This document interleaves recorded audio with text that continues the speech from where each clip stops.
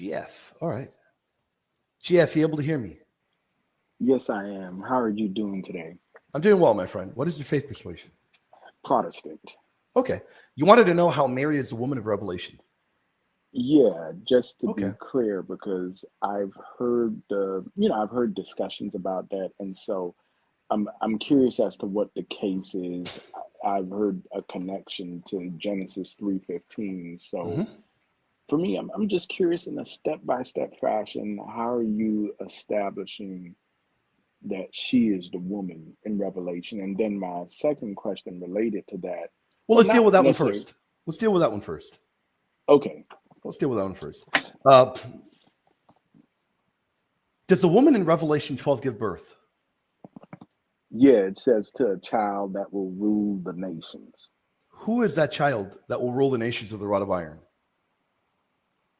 So I've heard that that child, and I understand, and that is the strongest point. I've heard that that child is the church. We can look at the church, being able to rule with a rod of iron, no doubt about it. But here, this is a singular figure. In Psalm 2:9, who is that singular figure? Psalms, I don't know it off the top of my head. Let me look it Okay, up. I'm going to help you out. And I'm going to unpin this link because this will be the final question we take. Let me help you out, my friend. Psalm 2:9 is a Messianic psalm.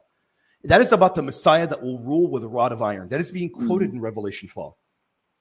Now, if that is the Messiah in Revelation 12, and if that is the Messiah in Psalm 2:9, and Revelation 12 is telling you the woman is giving birth to the child that will rule the nations with a rod of iron, the woman is giving birth to the Messiah. Well, tell me, GF, who gives birth to the Messiah historically? What physical figure gives birth to the Messiah in history? Well, of course, that would be Mary. Thank you.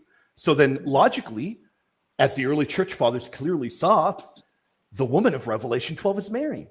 Mary physically gives birth to Jesus Christ in history. The woman of Revelation 12 gives birth to the Messiah, the one that will rule the nations with a rod of iron. Now you can clearly see why we say the woman of Revelation 12 is Mary. Okay, that makes sense. That makes sense. It does. As far as the argument is concerned. So my next question is, which is real short. I'm a huge fan of Saint Gregory of Nyssa, Oh, and great. Cappadocians in general, but especially Saint Gregory of Nyssa. How on earth are you a What Protestant and a fan of Gregory of Nyssa? How does that work? it's a long story, but It must it's be a very long one. How can you be a fan of a man who believed in the priesthood, believed in transubstantiation, honored Mary as sinless, taught all of these things that are Catholic, even taught purgatory, and be a Protestant? How on earth is that possible? well, okay, so I'm a huge fan of his. I've reading. I just love his work. I love his sermon on Ecclesiastes. I love his. You're not going to remain Um, Protestant very long, my friend. I'll tell you that. You're well, not. I mean, I'm a huge fan of his. I think he's Okay. right about everything. My question is this: All right. what did he say about Mary? Because I haven't seen. I'm not saying he hasn't said a lot. I'm just curious because Now he is a you person who, like I you're said, I mean, I you're think he's just awesome. you're asking me to extrapolate what Gregory of Nyssa in particular says about Mary.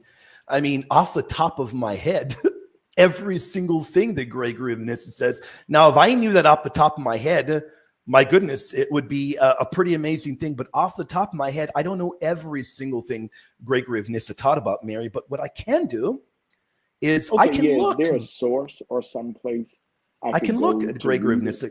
Yeah. Yeah, because I have notes on Gregory. I have notes on all the fathers. Now, he taught Mary, of course, was the mother of God. Taught Mary was perpetual virgin. Um, Taught that Mary made. This is one of my favorite ones. I think you should look at. He is one of the earliest ones as well. Not the earliest, but one of the earliest ones that taught that Mary had taken a vow of perpetual virginity. So he's a masterful early father. He had great honor and veneration for Holy Mary. Mm. But in particular, where would I recommend you go and look? Um, Like a get the book word, or get the collection called Mariology from Carroll. Try to find that, and you can probably find a whole lot of Gregory of Nyssa there. Okay. All right. Yeah. Well. Thank you. I mean, like I said, it's for me. It's still a. I guess I would have to look at that part of Revelation again. I understand the argument, and from the proto-evangelium, I guess that tie-in seems just a bit tenuous. But I understand now. There's no possible way that it's tenuous, because it tells you directly that the devil is that serpent of old. There is no way that is merely tenuous. It identifies the dragon as the serpent of old. Well, who is the ancient serpent? Genesis 3, it's the devil. It's that serpent. And that woman is the one that will be at enmity like the Messiah. Well, then it's tying that woman that we know is the mother of the Messiah in with the mother of the Messiah in Revelation 12. What a double whammy. It's the mother of the Messiah in Genesis 3 and the mother of the Messiah in Revelation 12. Okay. So escaping. Right there, let me ask you this. So you said it's the mother of the Messiah, and so in Genesis 3. Yes. How is that? Because there it says right. Because now, when it says that, talks about the bruising and all of that, why isn't that just humanity, right? So that when Genesis 3 is talking about the descendants of Do you think that humanity will crush the head of the serpent? Sinful humanity that's just fallen? You think that's possible? No, okay. Why isn't it the church then? That's a good point. So why is it not the church? Because classically, ancient Judaism, the Hebrew and the Greek of the text take that as being a seed, a sperma, singular. It is a singular seed of the woman. And that singular seed primarily crushes the head of the serpent. Now, do we do so as well as being grafted into the church? Without a doubt. But it is her seed. He will crush your head, a male offspring. The Septuagint and even Jewish tradition recognize this as being a messianic individual. The Messiah is not a bunch of people. The Messiah is a singular individual. And then furthermore, hold on, my friend. Let me ask you. Okay, go ahead. Galatians 4 shows us this, and he's directly echoing, St. Paul is directly echoing Genesis 3. God sent forth his son, born of a woman. That is echoing Genesis 3. That woman, it's very clear, not born of a woman and a man, born of a woman alone is highlighted. That is directly identifying Mary as the woman of Genesis 3, as the woman that is giving the human nature to Christ. But go ahead, my friend. I got maybe 2 minutes and we got to go. Okay, yeah. So last question. You said Jewish tradition recognizes Genesis 3:15 as being messianic. That's correct. Okay. All right. So then, okay. Well, look, thank you so much for answering. Absolutely, my friend. Look into all of that. Look into all of that, and you will not be Protestant very long, my friend. It doesn't make any sense, brother. Come back again when we're live again, brother, okay? All right. Thank you. Have a good one. God bless you, my friend. God bless you. People, pray for him. Pray for the brother that he come to the fullness of the faith.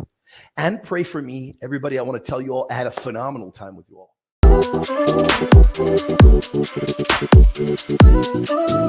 Thank you.